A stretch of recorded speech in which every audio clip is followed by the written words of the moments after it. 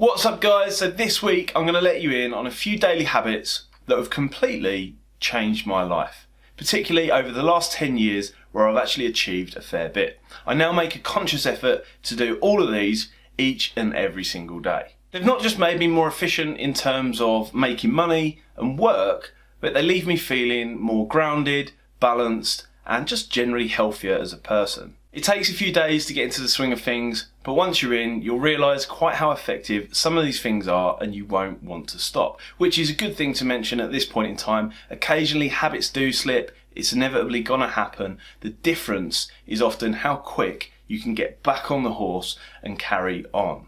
So it's taken me years to realise how effective and important some of these things are, but let's cut your learning curve in half right now and jump straight into the good stuff. So the first one is hit the like button on this video now. Obviously it's not, but if you do want to hit the like button at any point throughout this video because you find it useful, please don't hesitate to do so. So that first point is to think a little bit broader, beyond just a daily habit, although this is something that you have to repeat daily. Quite frankly, it never ends. And that is to clean up your thinking. I call it A to B thinking sometimes when I'm talking to other people because it's a simple way of conveying what I'm trying to say, although there's a fair amount to this. So if you don't know where you're going, then you're not going to get there. I'm sure you've heard things like that before. I'm not talking about stuff like The Secret where you sort of sit there and just envisage something happening and it will. I'm talking about setting longer term goals that will take you inevitably where you want to be in the future, but you need to set many short term goals which will then feed into that longer term goal. And that is because it's so easy to lose your way. It's so easy to get distracted. You need to solve the problem of there being no urgency for you to do what you need to do right now in order to get where you want to be in the future.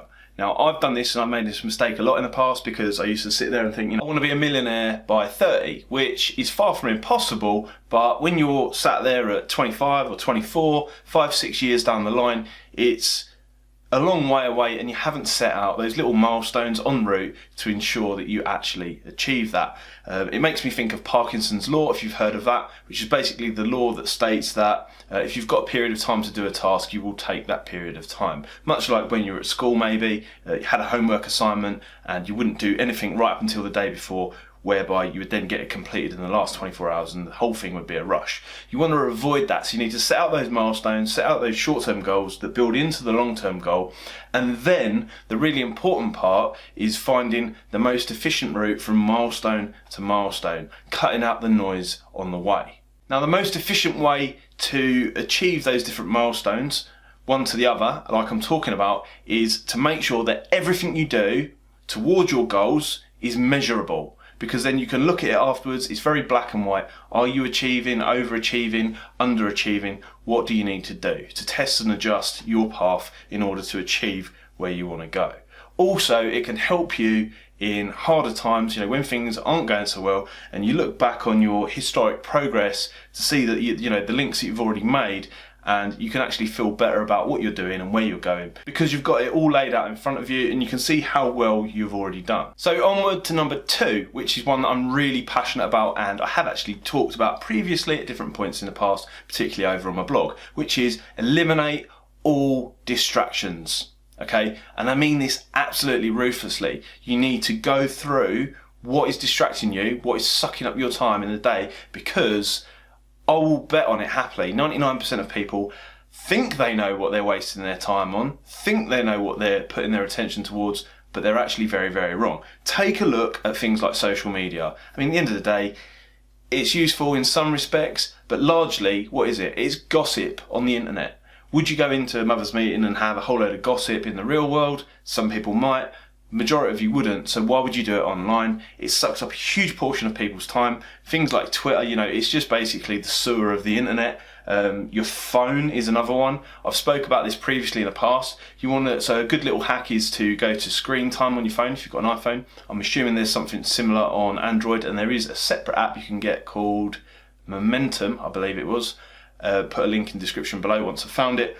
But it tracks your progress on your phone, where your time's going, what you're doing. So as I was saying in the previous point there, that measurable portion, you want to actually measure what you're doing and where you are spending your time, and then cut out the crap. Quite frankly, just cut it out, get rid of it, delete the apps, log out, close the account if needs be, depends whether you're using it for work, other things, but you want to minimize that as much as possible, because a lot of the time people will say, oh, I haven't got time to do this, I haven't got time to work towards my goals, I haven't got time to have additional work for money and whatnot, but then they're spending 4 hours a day on average in the UK in 2020, 4 hours a day on your phone is a huge amount of time. So also other things like TV, Netflix, by all means, you've got to live too, enjoy yourself, you know, but you don't want to sit there and binge watch episode after episode, no matter how good the Tiger King is.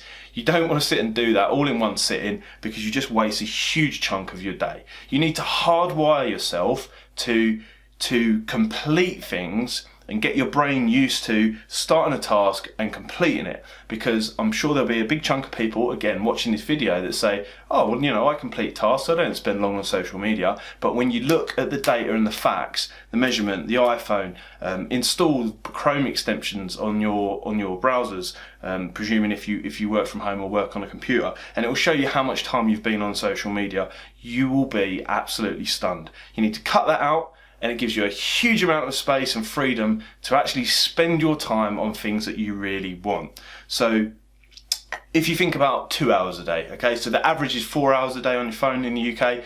If you do 2 hours a day and you cut it back 2 hours a day, then assuming your time was worth £30 an hour, which I think is, you know, really quite lowballing it in most cases, over the space of a month, 1,600 quid would be the difference. Over the space of a year, it would be 20 grand, just over 20 grand.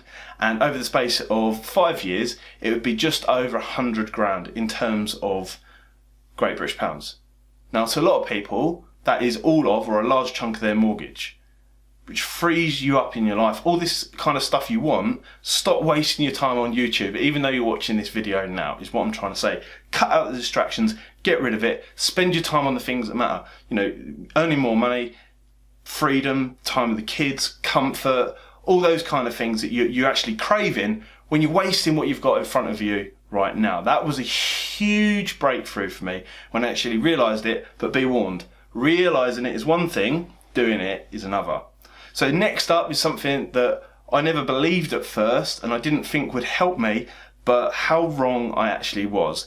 This is one of the most profound changes I've made to my life over the last 10 years. And I think a lot of you will be shocked to learn that it is planning my bedtime. Having consistent sleep, and to take it one step further, a consistent environment that I operate my life within. So it's massively underrated, and we all take it for granted, but scientifically it's proven. Regular sleep pattern means that chemically within your body, you've got a different moods, different behaviours, you've got to be more productive, you've got to feel better in yourself, which is all going to translate over into whatever it is that you want to achieve. Okay, now studies have found it and proved it. It also includes things like memory, performance on task. We all know when you're sleepy that actually you're not working at your best, but it can be difficult to ensure you get up at the right time each day, because the key to this trick is to get up and go to sleep at the same time or very close to around about the time. And like I said, if you fall off the horse, get back on it. But I found it's hard to make sure I get up at the same time every day, because I don't have a boss and I have freedom to do whatever I like. So the easiest way to do it is to plan bedtime, because you need a certain amount of sleep, you wake up naturally, or you're more inclined to wake up at a certain time if you've had enough sleep. So plan bedtime. Ultimate hack, that one there. It's the same with a consistent environment. So it's easier to control consciously your environment, which you should do, instead of controlling yourself and feelings. Humans, we're emotional creatures, okay? We respond and do things off impulse sometimes. That's not great. What you can do is control the environment you're within. So like I'm saying about controlling your sleep, control, if it's work, control the fact that you have a separate office to work from. Okay, cut out those distractions. You haven't got the kids coming in, you haven't got the missus tapping you on the shoulder, all those kind of things. Control your environment if you want to be more efficient and focused with work. The same goes for if you struggle to go to the gym. One thing that I like to do in the morning now is get up and put on my gym stuff straight away. I'm comfortable to work in that. Obviously I have the freedom to do that when I am working, but being in my gym equipment from the moment I get up, trainers, shorts, all that kind of stuff, means that I'm far more likely to actually complete the task and go and do some exercise.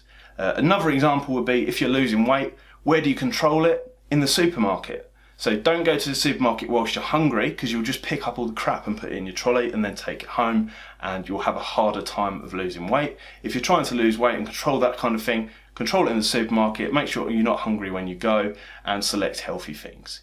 All very simple. Control the environment, control your sleep, it will make a huge difference. So following on from that one, the fourth one, and I won't spend too long on this one, I'll keep it brief because I think it's fairly obvious, is exercise regularly. We're releasing the right hormones and chemicals into our body. You feel more energetic, less lethargic, less lazy, you have better mood, and all round you're healthier, you're more alert, you're more focused, and that can really help. Again, there's been so many scientific studies proving these sort of things. It's easier to carry on than it is to get started too. So bear in mind when you start doing a little bit more exercise or doing some daily, and it doesn't have to, I'm not talking about, it doesn't have to be a 2-hour workout. You don't have to become like Arnold Schwarzenegger overnight or something like that. Just go out for 20 minutes, a little jog. It doesn't have to be the fastest pace, whatever you need to do. But get into the routine of consistently doing some exercise, because once you're into the routine, it's far easier to carry on than it is to, to stop and start and go all over again. So discipline, in fact, this is really important. So this applies to many different things. Discipline is like a muscle. People get confused. They think, oh, my working life is good, but my personal life is not. My exercise life is lacking, but my work life is good. No, you are one person, and it translates between all things. So if you're easily distracted at work, you're going to be easily distracted at home, and you're probably going to be easily distracted in your routine with the gym. So people that are naturally chaotic in their personal life, they're chaotic at work as well. You need to realise it's not something you can switch on and off for different things. You are a personal and emotional being, and therefore you need to deal with this as a sort of like discipline, as a muscle throughout, across the lot, and you will benefit greatly for that. Exercise is a brilliant way to control that discipline, is the point that I was getting to there. So that's really important. Number 5, okay, audit the people around you. This one, people are often not that happy to receive this information, particularly if they're surrounded with the wrong types of people. It's one that I suffered with massively in the past. I maybe came from the end of the spectrum where I'm not now. It's not where I wanted to be in my future. It's not to say those people are bad, they're certainly not. But there's a great saying which someone said to me a little while back, and it's stuck in my mind ever since. Show me your friends and I'll show you your future. Okay, and that implies that you might need to cut lots of people, which could be one way of doing it, but you have to ask yourself, quite honestly and ruthlessly, do you actually want to achieve what you're setting out to do here? Do you really want to make progress and change? Because if you do, change means change. You're going to have to cut out some of those people. But on the plus side, you can welcome some people that are good influences in your life into your life more. Spend more time with those, less time with others, or maybe you just need to learn what topics you can talk about or do with certain people and which ones should be best left alone. But the more you control the people in your environment, a bit like the sleep and other stuff too, the easier it is for you to move forward seamlessly and make progress. And if you've got the right people, they'll actually help you forward too. I can appreciate that's a really, really tough one, but truly, if you want to make progress, then I'm afraid you're just going to have to do that. There's no easy way around it. I'd like to have a better solution for that one, but there just isn't. So next, the most important thing by far, it's the glue that binds them all together and continues that momentum forward into the future, which then compounds and builds over time, which is consistency. So consistency is the glue that binds all of these points together. Without it, quite frankly, there's no point in starting. Okay, you don't ever want to be the person that does something half-assed, and if you're not being consistent, you are being half-assed. So you want to start with the end in mind, set those longer term goals and then repetitively use each of these points over and over until it becomes easier and easier to execute on these different points. And you will find that, you know, there's kind of like this inflection point where it rockets your progress forward and you really start to see the bigger results. It's not going to come straight away, much like if you're eating healthy for a day, 2-3 days, you're not going to wake up on day 4 with the body of an Adonis, but you know, you've got to start somewhere. So be consistent. Don't give in, realise that you've got to be in it for the longer term and make a conscious effort to shape these different variables within your life. That would be the best advice I can get to give you, rather, in terms of being the most efficient you possibly can, because you've got to be smart about it. Working hard's great, but you know, being smart always trumps working hard, which is why you should probably also watch another video on this channel about football trading strategies, where we talk about some smart strategies that will help you in the football markets.